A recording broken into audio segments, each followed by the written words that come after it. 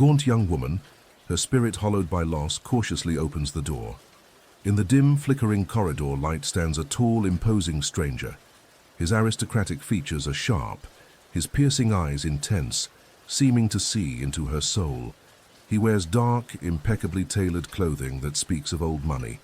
Cradled gently in his powerful arms, her infant son sleeps peacefully, wrapped in a familiar, soft blue blanket, miraculously returned. Who is this enigmatic man, appearing like a phantom from the rain-lashed night, and what price will he demand for this impossible rescue? Like the video and subscribe to the channel to catch more thrilling, emotional stories. Hit the bell and join our journey. The room was a cage of shadows and suffocating regret. Mariner's Reach, the sprawling, indifferent port city, pressed in from all sides, its ceaseless nocturnal hum a mocking counterpoint to the screaming silence in Leah Rostova's soul. Rain, greasy and relentless, streaked the filthy window pane, distorting the already bleak cityscape into a grotesque watercolor of despair. The air hung thick and heavy, a miasma of stale cigarette smoke, the chemical bite of cheap disinfectant, and the almost tangible scent of her own overwhelming grief. It had been an hour, maybe two. Time had warped, stretched thin, and then snapped, since she had pressed her baby, her tiny perfect Felix, into the chillingly efficient hands of strangers. Clandestine, illegal adoption brokers, their faces smooth and unreadable, their promises hollow. The door had clicked shut behind them with a sound like a vault ceiling, and in its wake, an abyss of silence had yawned open, amplifying her self-loathing until it was a physical weight crushing her chest. In her trembling hand, Leah clutched a thin, white envelope.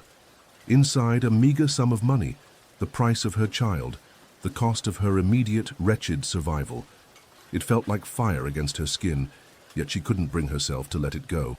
Her fingers, raw from wringing, were stained with the phantom warmth of Felix's small body, the ghost of his weight still an ache in her arms. She could almost smell the sweet, milky scent of his breath, hear the tiny sighs he made in his sleep. Each remembered detail was a fresh stab of agony. Utter desolation consumed her. How had it come to this?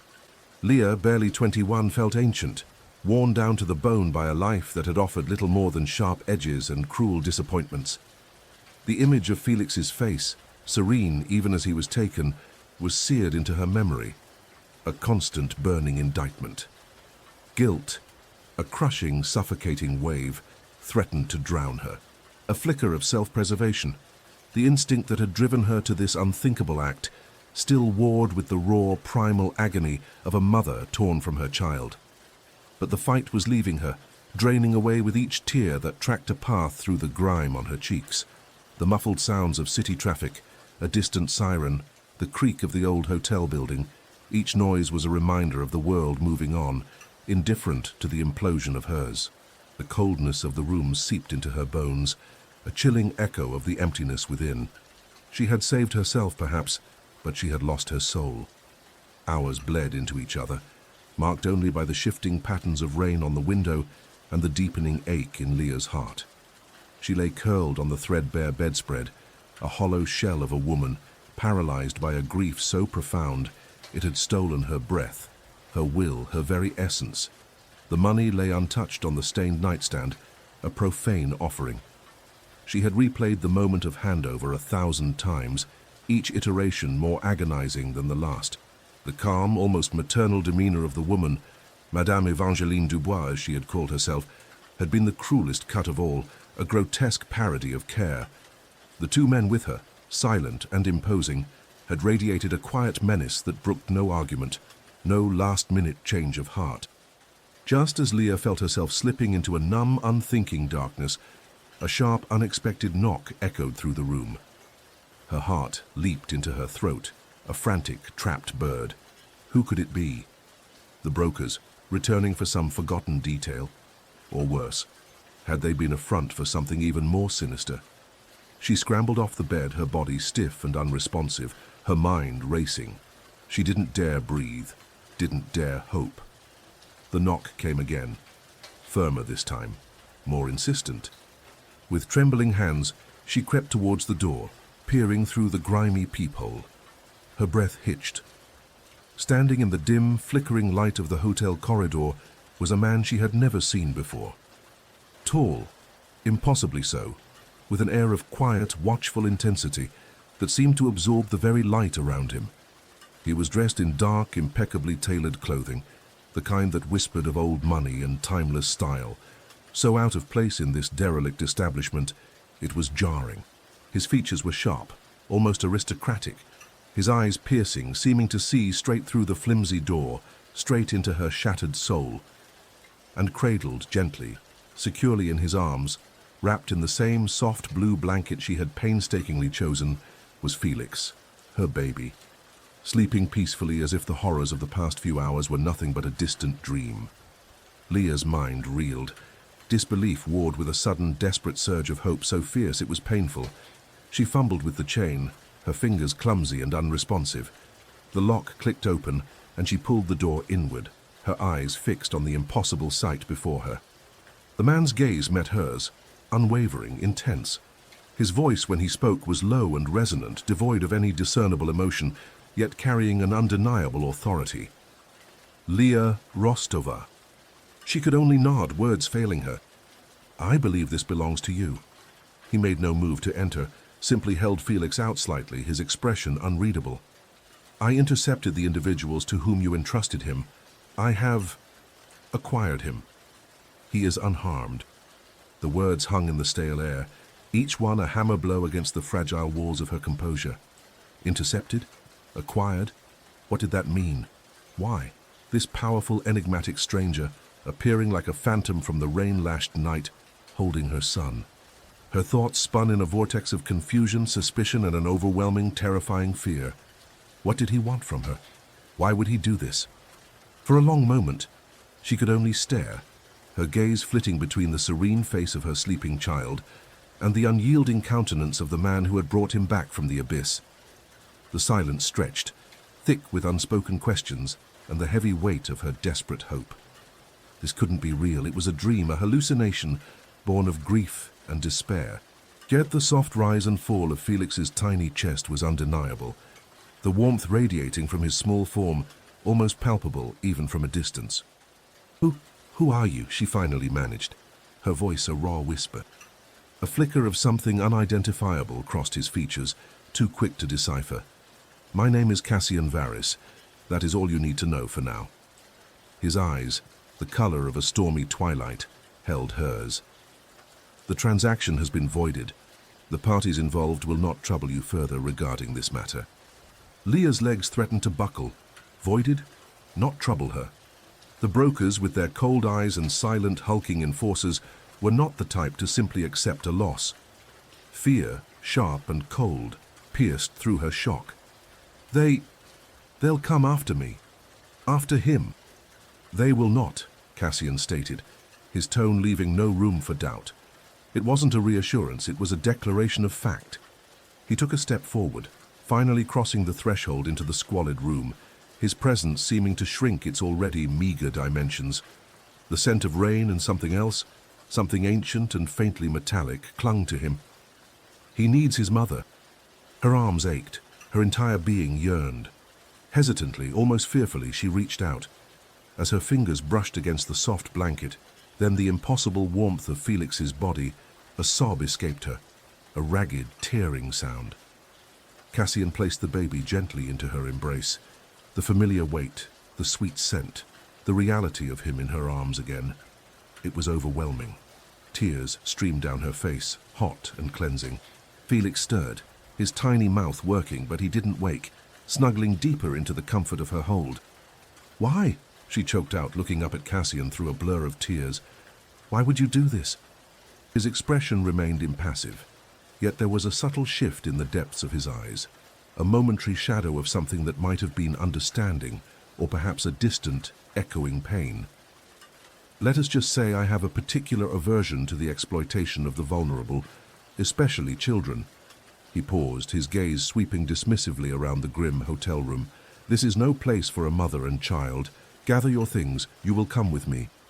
It wasn't a request. It was a command. delivered with the quiet confidence of one accustomed to absolute obedience. Leah clutched Felix tighter, her mind a battlefield of conflicting emotions. The immense, soul-deep relief of having her baby back was warring with a primal fear of this stranger and his opaque motives. He had saved Felix, yes, but he had also spoken of acquiring him, avoiding transactions with dangerous people, as if it were a simple matter of course. Who was Cassian Varys? And what price would she ultimately have to pay for this miraculous, terrifying intervention? The meager envelope of blood money still lay on the nightstand, a stark reminder of her desperation. Cassian's gaze flickered towards it, then back to her, a silent question in his eyes. Shame burned through her, fresh and raw. I needed the money, she stammered, the confession tearing from her. There was no other way we were going to be on the streets. He would have starved. Cassian's expression didn't change. No judgment softened or hardened his features. Desperation drives many to regrettable actions. The failure is not always theirs alone. He gestured towards her meager belongings, a worn backpack and a thin coat. The immediate threat from the brokers has been neutralized. However, their network is extensive. You are not safe here, nor anywhere you are known. Neutralized. The word sent another shiver down her spine. It sounded so final, so chillingly efficient. The dangerous adoption brokers, Madame Evangeline Dubois and her thuggish enforcers, the Silencers, were not people to be trifled with. The thought of them seeking retaliation, of their shadowy organization hunting her, was a fresh wave of terror. Yet, the man before her spoke of it with such certainty. Leah's internal struggle was immense. The joy of Felix's return was a fragile bloom in a wasteland of fear. To trust this man was a leap into an unknown abyss, but to refuse, to try and make it on her own with Felix now, with dangerous criminals potentially aware of her existence and Cassian's interference, that was a path to certain disaster. She looked down at Felix, his face so innocent, so peaceful. Her maternal instinct, a fierce, undeniable force, screamed at her to protect him at any cost. Where would we go, she asked, her voice barely audible. To a place of safety, Cassian replied. For now, that is all that matters. He moved with a quiet grace that was almost unnerving, his tall frame navigating the cramped space with ease. He picked up her backpack, his touch surprisingly gentle on the worn fabric. The less you know, the safer you will both be. His reasons remained opaque, his demeanor intense, yet in his actions there was a strange kind of reassurance. He had brought her son back. That single, undeniable fact tipped the scales. With Felix nestled securely in her arms, his warmth a soothing balm against her fear, Leah made her choice. She nodded, a small, almost imperceptible movement. Okay. Cassian led her out of the hotel, into the rain-swept labyrinth of Mariner's Reach.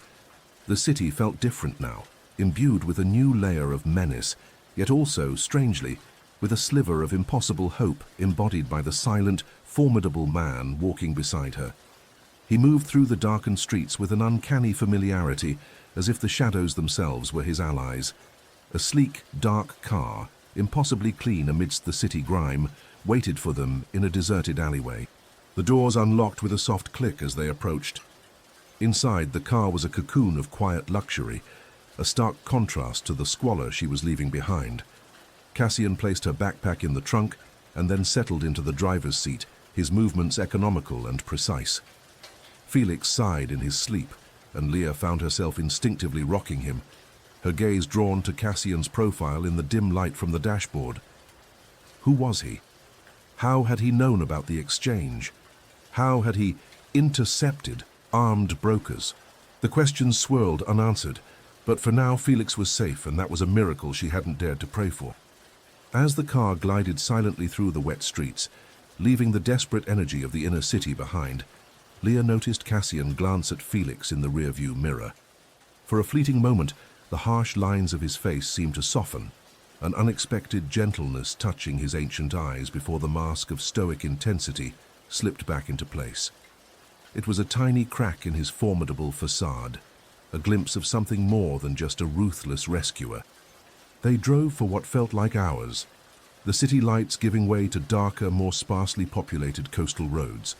The air grew cleaner, saltier. The threat from the brokers still loomed large in Leah's mind. Madame Dubois, with her veneer of respectability and eyes like chips of ice, would not easily forgive such an interference, such a financial loss. And the silencers, their reputation in the underbelly of Mariner's Reach was whispered in fearful tones. They were efficient, brutal, and loyal to Dubois. Cassian's confidence was reassuring, but Leah knew the kind of people they were up against. They wouldn't just disappear. Her own shame was a persistent shadow. The relief of having Felix back was immense, undeniable, but it couldn't entirely erase the memory of her choice, the desperate act of handing him over. The weight of that decision would stay with her, a scar on her soul. Yet Cassian had not condemned her. Desperation drives many to regrettable actions, he had said. The failure is not always theirs alone. His words, devoid of judgment, had offered not absolution but a sliver of understanding, a path away from the crushing self-blame. As they drove, Cassian began to speak, his voice a low rumble in the quiet car. He didn't offer personal revelations but practicalities. The child will need sustenance, and a more secure environment than I could offer immediately tonight. I have a temporary arrangement. Tomorrow we will move to a more permanent sanctuary. His almost clinical efficiency in discussing Felix's needs, formula, clean clothes, a safe place, was a strange contrast to the emotional turmoil of the situation. It was as if he were managing a logistical problem, yet underneath the detached tone, Leah sensed a profound if well-hidden commitment. They arrived at a secluded modern house, tucked away in a quiet wooded area, far from the city's grime. It was clearly a place of wealth and privacy, though it lacked the lived-in feel of a home. Cassian led her inside, the interior minimalist and cool, yet impeccably clean and stocked. He showed her to a room where a travel cot was already set up, along with a supply of diapers, wipes, and several tins of infant formula. "Rest," he said, his gaze lingering on Felix for a moment. "You are both safe here for tonight. No one knows of this location." Leah, exhausted but wired, managed to feed Felix and change him, her movements clumsy with fatigue and emotion. As she settled him into the cot, watching his peaceful, sleeping face, an overwhelming wave of gratitude, confusion, and fear washed over her. Cassian stood in the doorway, a silent, imposing sentinel. "Thank you," she whispered, her voice thick with unshed tears. I don't know how I can ever repay you." "Your child's safety is repayment enough," he replied, his voice unexpectedly soft. "There are forces in this world that prey on innocence. I do what I can to stand against them." His words were guarded, yet they hinted at a deeper purpose, a long-standing battle against unseen evils.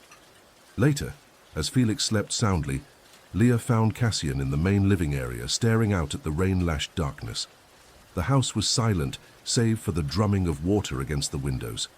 She hesitated, then found herself speaking, the words tumbling out in a torrent of emotion, a confession of her desperation, her poverty, the abusive ex who had left her with nothing, the terrifying choices she had faced. She spoke of the crushing weight of responsibility and her perceived failure as a mother. Cassian listened, his back still to her for a long while. He didn't interrupt, didn't offer platitudes or false comfort. When she finally fell silent, drained and trembling, he turned. His eyes, those ancient, knowing eyes, held no condemnation, only a profound, weary understanding. "The world can be a brutal place for those without power, without resources," he said, his voice quiet. "You did what you thought necessary to survive, to protect your son, in the only way you believed possible at the time. The choice was horrific, but the circumstances that led you to it were the true crime." He paused. "I do not offer absolution, Leah. That is for you to find. But I offer you a path forward, a chance to reclaim what was almost lost." His words, stark and honest, resonated deep within her. He wasn't trying to erase her guilt, but he was offering her something far more valuable, a chance to atone, to be the mother Felix deserved.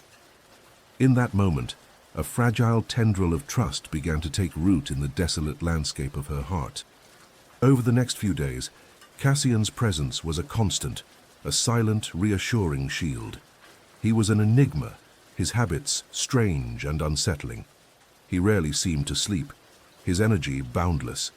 He consumed no food in her presence, only dark liquids he poured from an opaque flask. Leah's suspicions about his true nature began to solidify, a terrifying and unbelievable thought taking shape in her mind. Yet, his care for Felix was undeniable. He would watch, with that unexpected softness in his eyes as she cradled her baby, his intense gaze a protective barrier against the world. He ensured they had everything they needed, his practical efficiency a grounding force in the emotional chaos. He spoke little of himself, but through rare guarded comments and his actions, Leah gleaned fragments of a past steeped in loss. He once mentioned, in an almost offhand way, the sanctity of familial bonds, his voice carrying a weight of centuries. His disdain for those who preyed on the vulnerable, especially children, was a palpable force, a cold, controlled rage that lay just beneath his calm exterior. The threat of Madame Dubois and her network was ever present. Cassian's sources, it seemed, were extensive. He would receive cryptic messages on a sleek, untraceable device, his expression hardening as he read them. "Dubois is not pleased," he stated once, his voice flat. "She has resources, connections. She will not let this go easily." This was one of the narrative hooks Cassian casually dropped, that the brokers were part of something larger, a more sinister child trafficking network. It made Leah's blood run cold. What had Felix been saved from? And what if Dubois wasn't just after her loss, but after Felix for a specific reason? One afternoon, as Cassian was reviewing some digital schematics on a tablet, his brow furrowed in concentration, Leah asked, "How did you know? About me, about Felix, about the exchange?" He looked up, his eyes unreadable. "Madame Dubois has been an interest of mine for some time. Her operation is a blight. I monitor such activities. Your particular situation became apparent through my usual channels. The timing was fortuitous." Fortuitous, or was it more? The way he said acquired, the ease with which he seemed to navigate the city's underbelly and its digital trails, it hinted at capabilities far beyond normal. Was his intervention purely to disrupt Dubois, with Felix and her being incidental? Or was there something more personal at play? The question of his ultimate plan for them remained a heavy, unspoken presence. The baby himself, Felix, was a source of quiet wonder. He was a remarkably calm infant, rarely crying, his gaze often fixed on Cassian with an unblinking curiosity that was unusual for his age. Sometimes, when Cassian was near, a faint, almost imperceptible shimmer seemed to play around Felix. A subtle energy that Leah would dismiss as a trick of the light, yet it nagged at her. Could Felix possess some unusual quality that had drawn not only Dubois' attention, but also Cassian's? A few days later, Cassian announced, "It is no longer safe here. We move tonight to the Crow's Nest." The Crow's Nest. The name itself conjured images of isolation and vigilance.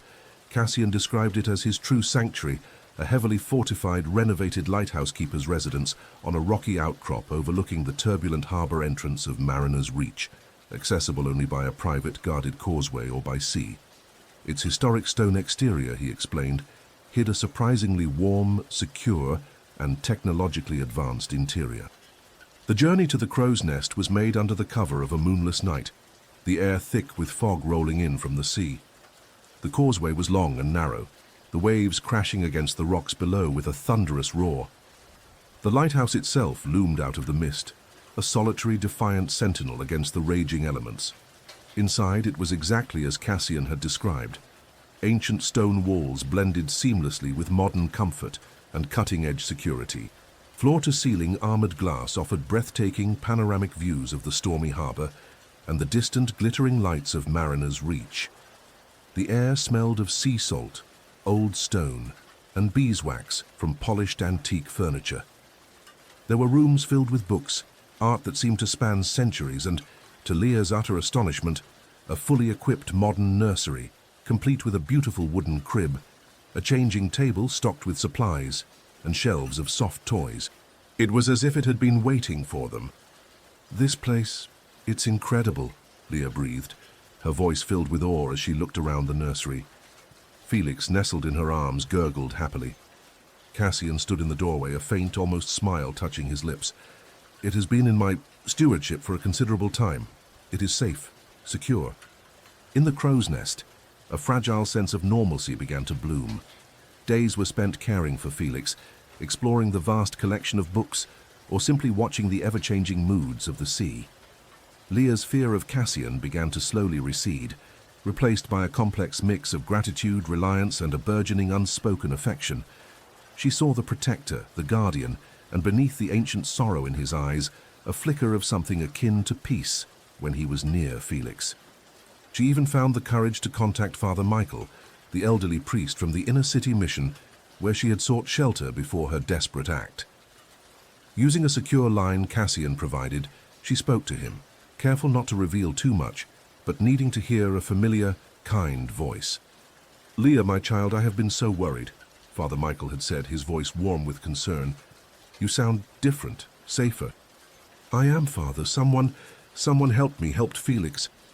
"Their guardian angel, perhaps," he'd mused. "Sometimes they come in the most unexpected forms. Cherish such blessings, Leah. And remember, redemption is always possible when a heart is willing to change." His words stayed with her. Cassian, a guardian angel? The irony was stark, yet in a strange way it felt true. He was a creature of darkness. She was almost certain of it now, having observed his nocturnal existence, his aversion to sunlight, his preternatural strength and speed glimpsed in small unguarded moments. Yet he had brought light back into her world. The tentative peace, however, was destined to be shattered.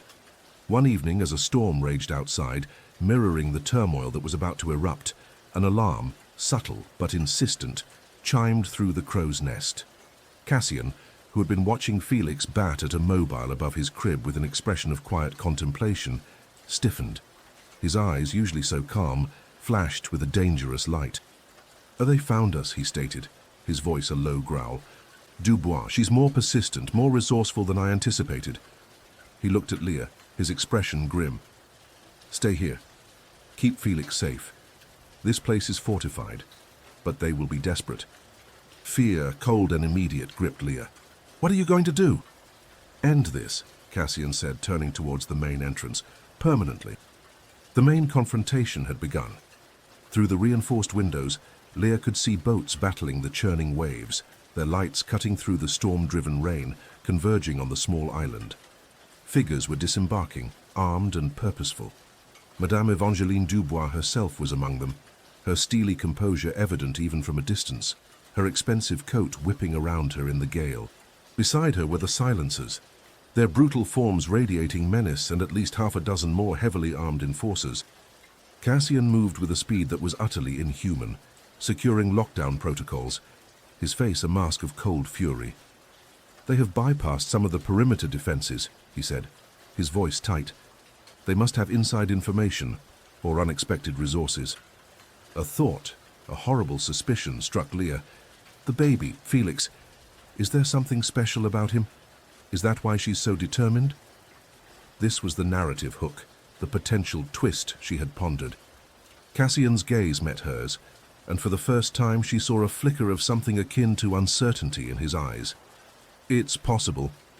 There are certain bloodlines, certain latent sensitivities that are prized in the circles Dubois moves in. I suspected she wasn't merely a broker of convenience." He didn't elaborate, but the implication was chilling. Felix wasn't just any baby, he was a target. The assault began with a brutal efficiency. Explosions rocked the outer walls, the sound deafening even through the reinforced structure. The lights flickered, then switched to a dimmer, emergency red. Leah clutched Felix, who had started to wail, his small body trembling. Her own heart hammered against her ribs. This was it, the end of their fragile sanctuary. Cassian was a whirlwind of controlled violence. Leah caught glimpses of him through the internal security monitors he had active, a dark shape moving with impossible speed, disabling attackers with brutal, silent precision. He was not merely a wealthy recluse, he was a warrior, ancient and terrifyingly skilled. But there were too many of them. One of the silencers, a mountain of a man with dead eyes, managed to breach an auxiliary entrance one Leah knew Cassian used for discreet sea access, a route not on the primary defense schematics. He was heading for the nursery wing. Cassian was engaged on the other side of the lighthouse, dealing with a coordinated assault team. "Cassian!" Leah screamed into the intercom, her voice raw with panic. "One of them is inside, near the nursery." There was no response, only the sounds of combat crackling over the comms. She was alone. Felix was her responsibility. Fueled by a fierce, primal, maternal instinct, Leah knew she couldn't just hide. She had to do something. She wasn't just a victim anymore. She remembered the layout of the old lighthouse keeper's quarters, the narrow, winding stone staircases, the forgotten storage spaces Cassian hadn't fully modernized. She knew this place now, its quirks, its hidden paths. She strapped Felix securely into a baby carrier on her chest, grabbed a heavy iron poker from the antique fireplace in the nursery's sitting area, and slipped out into the corridor just as the silencer rounded the corner. He saw her, a cruel smile twisting his lips. He was large, intimidating, but in the narrow, twisting passage his size was a disadvantage. "Nowhere to run, little mother," he sneered, advancing slowly. Leah's mind raced. She remembered a loose flagstone Cassian had pointed out once, a relic of the old structure warning her to be careful. It was just ahead of the silencer. Thinking fast, a desperate, clever tactic formed. She feigned a stumble, crying out, drawing his attention downward for a split second. As he lunged, she slammed her foot down hard on the edge of the loose stone. It tilted, just enough. The silencer, caught off guard, his heavy boots slipping on the uneven surface, momentarily lost his footing with a surprised grunt. It was the opening she needed. With a surge of adrenaline, she swung the iron poker with all her might. Not at his head, he was too well trained for that, but at his knee. The sickening crunch echoed in the narrow space. He roared in pain and stumbled, his advance checked. It wouldn't stop him for long, but it bought her time. She turned and fled, not towards the main areas where Cassian fought, but deeper into the older, less used sections of the lighthouse, praying her knowledge of the city's underbelly, her ability to disappear into forgotten corners, would serve her here. She could hear him bellowing behind her, his progress slower now. She navigated the dark, narrow passages, Felix surprisingly quiet against her chest, as if sensing the urgency. She found a small, forgotten cellar, damp and smelling of brine, its door almost hidden behind a decaying tapestry. She slipped inside, barricading the flimsy door with an old sea chest, and huddled in the darkness, listening. Meanwhile, the main battle raged. Cassian, learning of the internal breach and Leah's desperate move, fought with a ferocity that bordered on the demonic. He moved like a wraith, a dealer of swift, silent death, his ancient power unleashed. But Madame Dubois was cunning. She had anticipated his strength, bringing specialized weaponry, ultraviolet projectors, silver-laced explosives, things that could harm even a creature like him. The climax of the confrontation took place in the main lantern room, the storm howling outside, the massive lens rotating, casting wild, sweeping beams of light. Dubois, flanked by her remaining enforcers and the other silencer, cornered a wounded Cassian. He was bleeding from several gashes, his movement slightly slower, the UV light clearly taking a toll. "You should not have interfered, Varys," Dubois spat, her voice cutting through the storm. "The child is valuable, far more valuable than you know. He possesses a unique lineage, a key to power my clients are willing to pay fortunes for." This was the confirmation of Twist 1. Felix was indeed special. "And you," she sneered, "you are an anachronism, a relic. Your time is over." Cassian straightened, his eyes burning with a cold ancient fire despite his injuries. "Those who trade in the lives of children have no future, Evangeline, only an ending." As her men advanced, Cassian did something unexpected. He shattered a section of the lantern room's massive glass lens with a powerful blow. The storm winds shrieked into the room, bringing with them a torrent of freezing rain and seawater. Then he ripped a heavy electrical conduit from the wall, sparks flying, and plunged it into a pool of seawater rapidly forming on the floor from the breached lens, sending a massive electrical surge through the conductive saltwater, right where Dubois' enforcers stood. The effect was immediate and devastating. The enforcers convulsed, their weapons clattering to the ground. The silencer, caught in the surge, collapsed. Dubois herself, nimble for her age, leaped back, avoiding the worst of it. but she was clearly shocked, her composure finally cracking. It was a desperate, dangerous move. Cassian himself was exposed, the electricity arcing dangerously close. He had risked his own existence, a significant gamble. Leah, who had managed to make her way to a vantage point overlooking the lantern room after hearing the commotion, watched in horror and awe. His sacrifice, his willingness to go to such lengths to protect them, struck her to the core. In that moment, any lingering fear or doubt she had about him vanished, replaced by a profound, if terrifying, sense of trust and a shared bond forged in fire and desperation. Dubois, enraged and seeing her prize threatened, pulled a small ornate derringer from her coat. "If I can't have the boy, no one will," she screamed, aiming not at Cassian, but towards the direction she knew the nursery, and therefore Leah and Felix lay. Before she could fire, Cassian, ignoring his own pain, moved with a final burst of preternatural speed. He didn't kill her, not directly. He disarmed her with a brutal efficiency, shattering her wrist, and then, with a look of utter disdain, simply propelled her through the broken lens opening. Her scream was swallowed by the storm as she plunged towards the raging sea and jagged rocks below.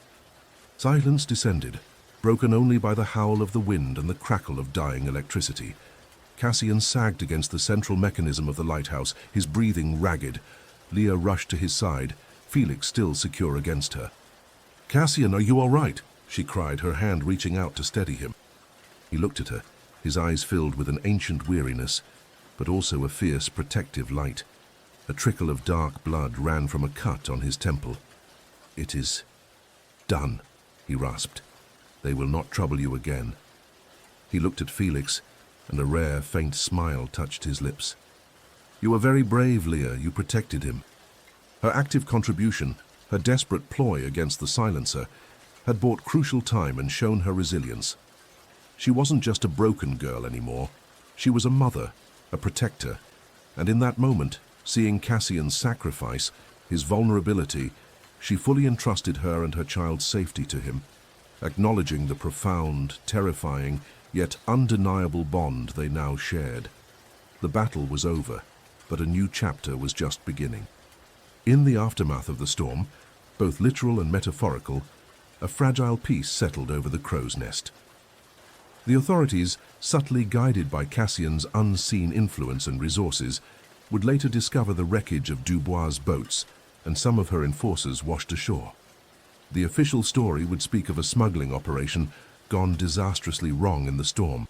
Madame Evangeline Dubois' extensive child trafficking network, thanks to information Cassian had been gathering and planted during his initial payment to the brokers, began to unravel, its tendrils exposed and crippled by a series of anonymous tips to international law enforcement agencies. The threat that had loomed so large over Leah and Felix was decisively neutralized. Leah nursed Cassian's wounds, her touch gentle, her fear for him genuine. He healed with an unnatural speed that no longer surprised her, though it still filled her with a sense of awe and a touch of unease about the true extent of his nature. He never explicitly confirmed he was a vampire, but the evidence was overwhelming, and in the quiet intimacy of their shared sanctuary, words became less important than understanding. He offered them long-term sanctuary at the crow's nest, a permanent refuge from the harsh world that had almost consumed them. He provided Leah with resources, not as charity, but as an investment in her future, in Felix's future. He spoke of tutors for when Felix was older, of opportunities for Leah to pursue her own forgotten dreams, perhaps art or design, for which she had a quiet talent he had noticed in her small, hesitant sketches. A unique, protective, familial unit, unconventional and forged in the crucible of despair and violence, began to take shape. The three of them, a once broken girl, an ancient vampire, and an innocent child who was perhaps more than he seemed, found solace and strength in each other. The enduring power of the maternal bond had driven Leah to incredible lengths, first to a desperate act of surrender, and then to an equally desperate act of protection. Cassian, through his intervention, had perhaps found a measure of redemption for centuries of solitary existence, a way to affirm a sliver of his own long-forgotten humanity, or at least to live by a code that valued innocent life above all. He had become their guardian, emerging from the deepest shadows to offer not just safety, but a future. True protectors, Leah realized, could indeed emerge from the most unexpected and darkest of places. She had been given a miraculous second chance to be a mother, and she embraced it with every fiber of her being, her love for Felix a fierce, burning light. Weeks later, the autumn sun, a rare and welcome visitor after the recent storms, streamed through the tall windows of the nursery and the crow's nest. The room was filled with a warm, dappled light. Leah sat in a comfortable rocking chair, Felix cradled in her arms, his eyes slowly drifting shut as she hummed a soft lullaby. A genuine smile, one that reached her eyes and spoke of a deep, quiet contentment, graced her features. The gauntness was fading, replaced by a healthier glow. The shadows in her eyes were receding, replaced by a gentle, loving light. She looked down at her son, her heart swelling with a love so profound, it was almost painful. He was safe. They were safe. Cassian stood in the doorway, a silent sentinel cloaked in the shadows of the hall but watching them. The early morning light, diffused by the thick, ancient glass of the lighthouse, didn't harm him here, but it caught the hint of a protective promise in his ancient eyes, a timeless vow to shield them from the darkness of the world. He was their protector, their enigmatic guardian, and in this sun-dappled room, surrounded by the sounds of the sea and the quiet breathing of a sleeping child, a fragile, unconventional family had found its improbable peace. The path ahead was uncertain, their lives irrevocably intertwined with the supernatural. But for the first time in a very long time, Leah Rostova felt hope, strong and true, blooming in her heart. Did you enjoy the story? Subscribe, hit the like button and comment what you thought. Pick a link on the screen for more stories.